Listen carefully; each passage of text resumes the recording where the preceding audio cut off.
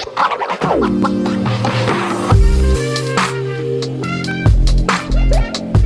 hello, and welcome back to another podcast episode with Brittney Bundles. You are listening to the Brittney Bundles podcast, where we empower people through entrepreneurship. And today I'd like to talk about social media changes.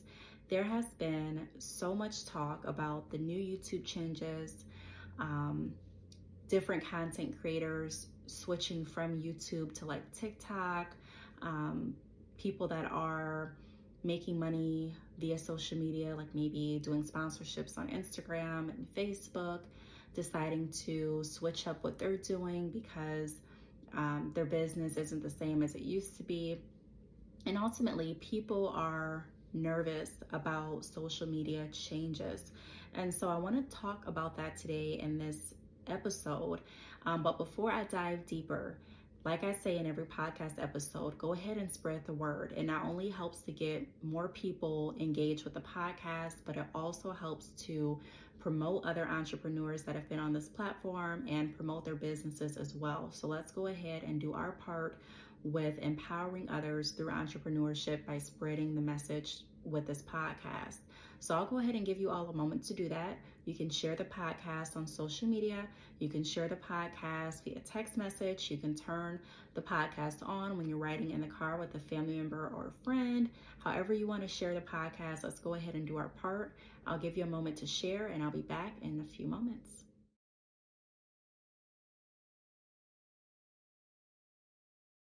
Alrighty, so I am back. Today we're talking about nervousness in regards to social media changes. Now, I do want to start off by saying this. This year, YouTube changed our, what is it called? I think it's like a 1099. I don't know, maybe they've changed the name of it now, but I know now the YouTube income, instead of being classified as miscellaneous income when you file your taxes, it's now being classified as royalties, similar to authors, how they get paid, or some musicians and things like that. So there are definitely a lot of changes with YouTube. Some other changes consist of, before you're monetized, YouTube may go ahead and place ads in your videos, which you're not going to get paid for until you are monetized, but they're getting the revenue for it. And some people are upset because the ads are affecting their watchers' experiences and they're not even getting paid for that. So there's just a lot of different things. And then YouTube is not the same as it was a few years ago. There are a lot of different platforms that are out here now. And so it's really important to stay innovative and creative with what you're doing. And we're going to get into not just talking about YouTube only or Instagram only or Facebook only, but I'm talking about social media as a whole. If you're using social media to promote your business, this is going to be a good video for you. If you promote yourself on social media, this is a good video for you. So I'm going to go ahead and jump right in. First thing that I want to talk about is it's okay to be nervous. But when you're nervous, this is a time to check your faith, because fear is not of God. And we're human, so everyone falls short at times. But when I find myself being fearful, afraid, really nervous, I have to check my faith. And I have to go back to asking myself, what are you afraid of? And I think one thing that made me nervous with the changes is the fact that a lot of my businesses are grounded in social media. YouTube, for example, that's all social media. My podcast, I don't want to say that's like, I mean, still social media in a sense. Like everything that I do is connected to social media. With that being said, I don't want my businesses to suffer because of the changes, and I don't want my income to suffer either. So I had to go back, reel everything in, and remember who's in charge and keep my faith. So that's one thing that I want to tell you all. Just hone back in and remember who's in charge of this whole thing, okay? The next thing that I want to talk about is stay relevant and stay true. So when things are changing, because this is not the first time YouTube has changed their terms or things about their platform. This is not the first time that sponsors are changing their terms and this isn't the first time for change. If one thing is going to be constant, it's going to be change. And so we have to realize that being relevant is going to help us keep our business presence. Now, when you ask, well, how can I stay relevant? That's a question that you really have to ask yourself. So understanding what you can do to improve your business and constantly being willing to evolve is going to help you stay relevant. So for example, with my business, I know that I do a lot of things on social media, and I know a lot of my businesses are like scattered here, some are there. And I wanted to have a centralized place where people can come and get information pertaining to what I'm doing currently. So I created a website recently by the name of keepingupwithbrittney.com that does just that. So I have information pertaining to what I'm doing on Patreon for my Girl Talks, what I'm doing on my podcast platform, so Anchor, Spotify, Apple Podcasts, different platforms like that. I have information in my recent video that I posted for YouTube. I do different business resources and tips as well to help others that are interested in starting like affiliate links or affiliate marketing. So whatever you can do to constantly work your business and stay relevant and continue evolving is going to be a plus. If you want to take up another certification, if you want to open another entity for your business, just whatever you can do that is going to cater to what you're doing, and it can be in a completely different lane too. It doesn't have to be in the same business lane that you're currently working in. However, whatever you can do to constantly stay moving is going to keep your relevance. And then also staying true, because there are some people that switch with every trend, and now that this trend is popular, they're acting this way and they're doing this, and then when this trend dies down, they're doing this and doing that. There's one thing to stay up to date with trends, which I think has a lot of beneficial aspects, but there's another thing to lose your authenticity because you're trying so hard to stay trending. So there's a difference between staying relevant versus staying trendy as well. You want to make sure that you're being relevant so that no one forgets who you are. You still are a point of contact, a point of reference, a point of resource, but you're being true to yourself so that even when the trends die, your authenticity doesn't. Okay. The next thing that I want to talk about is always working in the background. So one thing that has helped me not worry so much about social media changes is my mindset to always do something, staying innovative. So even if you don't see what I'm doing, I'm always doing something in the background that can generate additional revenue for my family and I. I'm always working on something that can help put my family and I in another bracket or take us to the next level. So that's what I recommend you doing too. Stay working in the background. Don't rely solely on YouTube. Don't rely solely on your hair business. Don't rely solely on your brick and mortar business. Don't rely solely on your sponsorships, but constantly stay working. And that is going to take some creativity.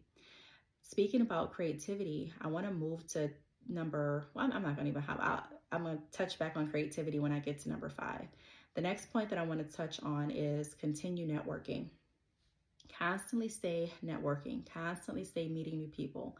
There are a lot of people that I work with during mentoring and also my business consultations that have expressed that they are nervous to meet new people. They are nervous to talk to other entrepreneurs, and I get it. Believe it or not, in my real life, I don't consider myself someone that is the life of the party. I don't consider myself someone that's going to just go up to everyone that I see to start a conversation.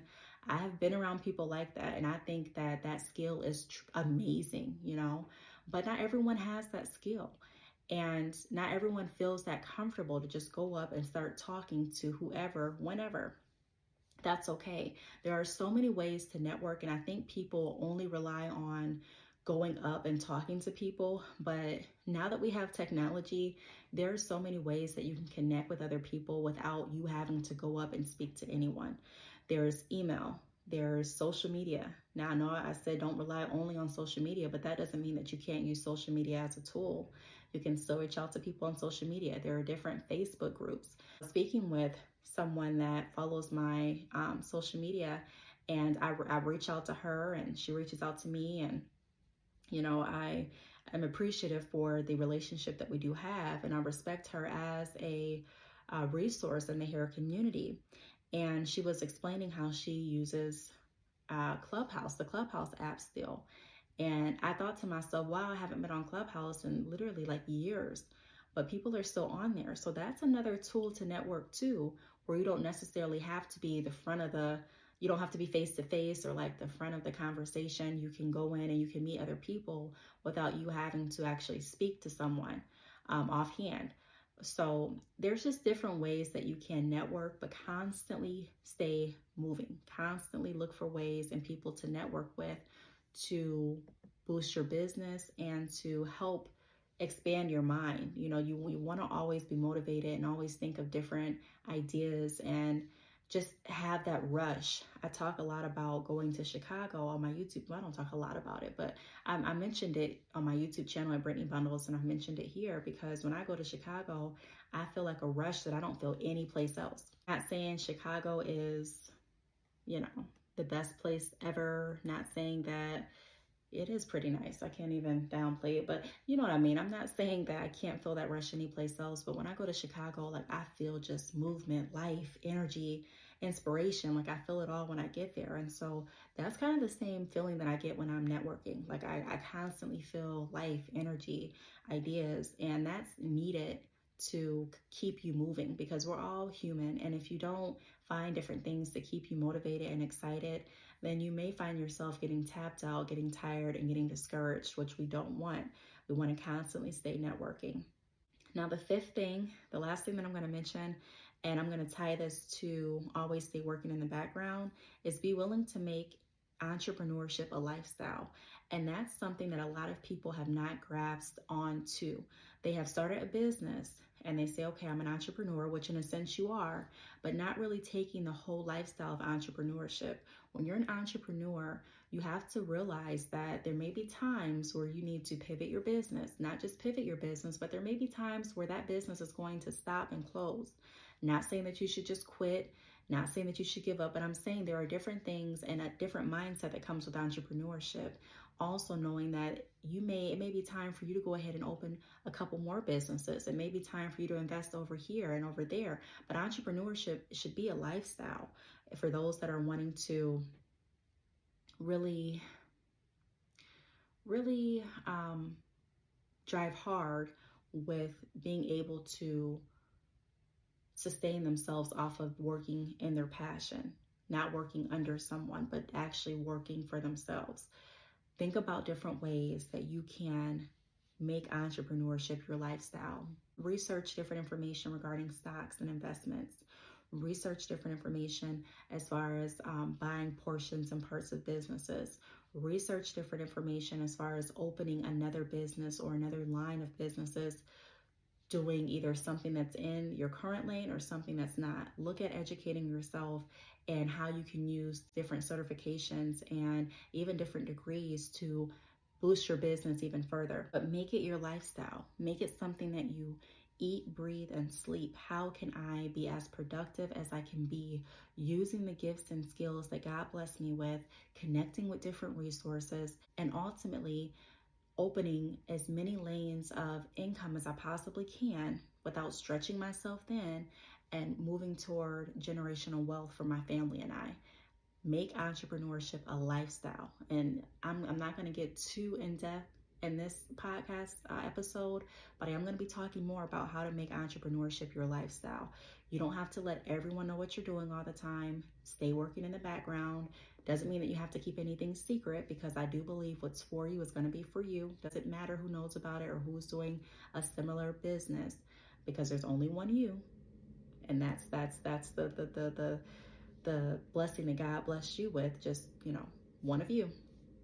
And also have faith in God. Know that God wants to grant you and give you the desires of your heart. He wants you to be happy. He wants you to be able to be stable. He wants you to be able to be wealthy. He wants you to be able to live an abundant life through Him.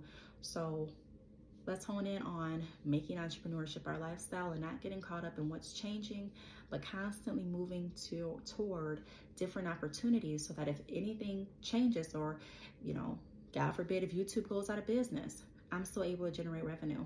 If Facebook shuts down, I'm still able to generate revenue. So constantly keep moving, keep your hands in multiple areas, and be smart with your investing and stay focused. Get a group of people that are serious about not just making money, but also serious about how they invest it, how they spend, and don't put all of your seeds into one garden.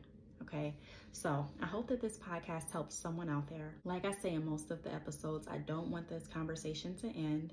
If you have any questions or input, if you download the Anchor app, I believe you can. Yeah, you can. You can actually leave comments now directly through Anchor. So click the link in the bio if you're tuning into this podcast from the podcast Instagram, which is Brittney_Bundles_podcast. If you're listening on any other platforms, I believe Spotify has a similar option. And if you're listening on YouTube, then you can always leave me a comment on YouTube. Please stay connected with me on social media. I am on Instagram at Brittney_Bundles.